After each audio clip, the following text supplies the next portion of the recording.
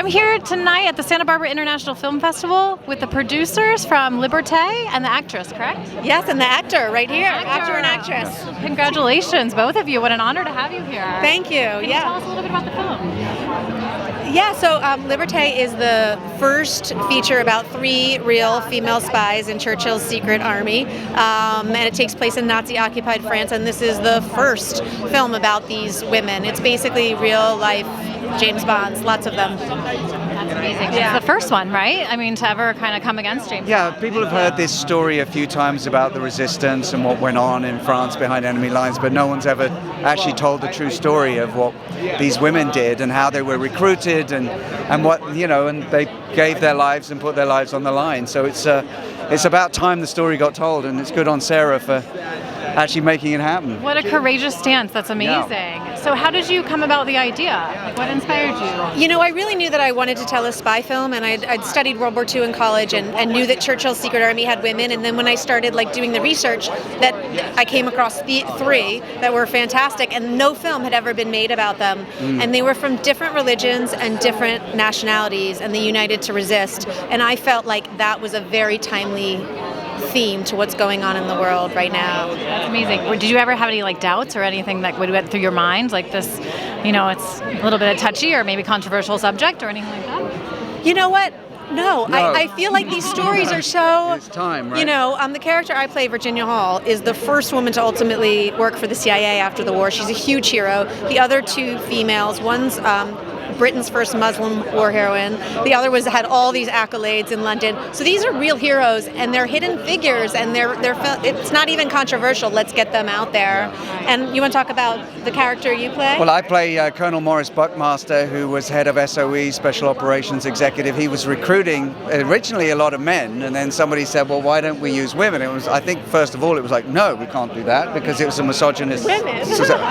Why? Someone said, well, no one's going to suspect them. And in the beginning, that was the sort of secret weapon, and trained them, but very short training. These women went out into the field with minimal training, and they had to basically improvise and make it up as they went along. So everybody was, responsible for how an operation went. And then back at home, someone like Morris Buckmaster was holding the responsibility of all their lives and making a lot of mistakes, because you can't play.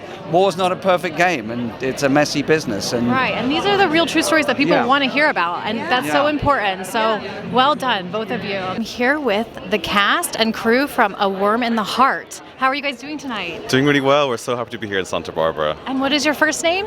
My name's Paul Rice. I'm the director. I'm Liam Montgomery. I'm the executive producer. Nice to meet you. My name is Yael Demidziecka. I'm participant of the movie. My name is Andrzej Demidziecki, so am I. So nice to meet all of you guys, and congratulations for being here. Tell me a little bit about the film. So it follows myself and my partner Liam. We travel across Russia on the Trans-Siberian Railway, and we stop off in 6 cities along the way, and we meet with LGBT plus people. Russia has a gay propaganda law, so there can be no public display of being LGBT plus or queer. So even a gay couple holding hands in public could be seen as propaganda, and they could be jailed or fined. So we met with people, activists, non-activists, Nobel Peace Prize nominees, and drag queens to find out what it was like to be LGBT plus in Russia. And that is incredible. And what is the message you want the viewers to have, the takeaway? It's a good question. I think here in the West, we're so lucky with all the rights that we've secured over decades, but it's a very fragile process, and Russia's on its own journey, and we just have to support them and keep vigilant that we don't backslide into anything ourselves. Hi, Chase Ogden, director of Super Frenchie.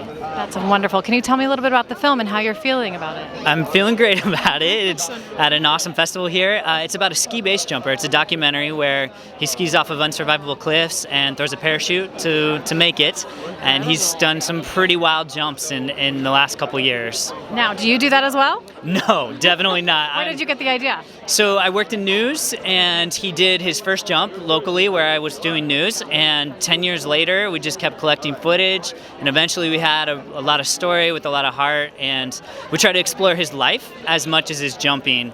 So it's adventure film, but it's also about him as a person and his development as a father and family man.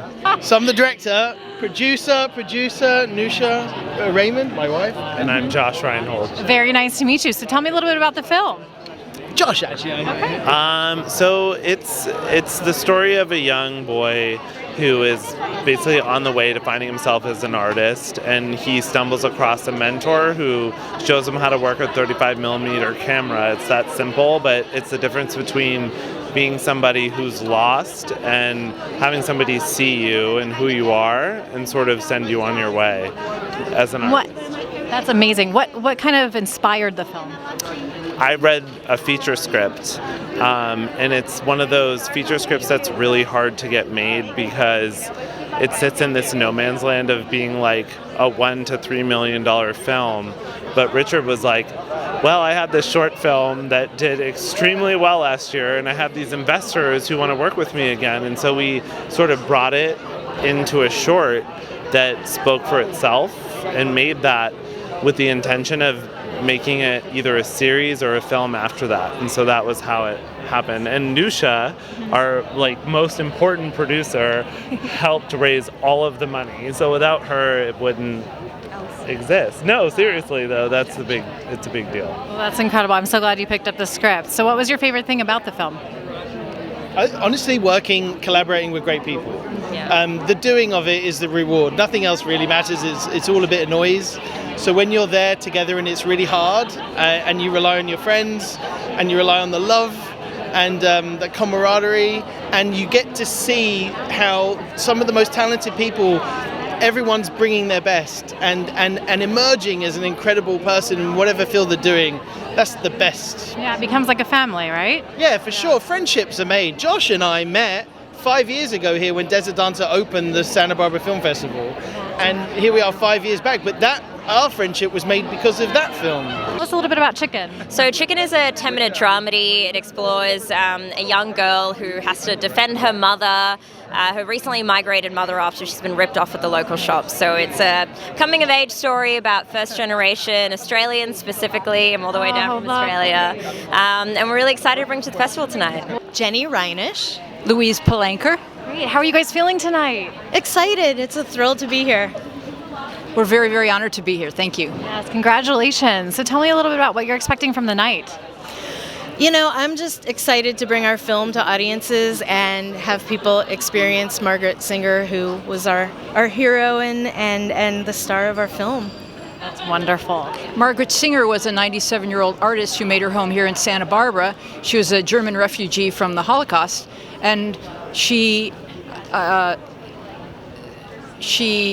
did her work and made her home here in Santa Barbara, and we celebrate this film festival which brings films from all over the world, and Margaret kind of personified that we're all human and we're all here on Earth sharing experiences, and her art and her poetry are just wonderful gifts that she shared, and we're honored that she made Santa Barbara her home.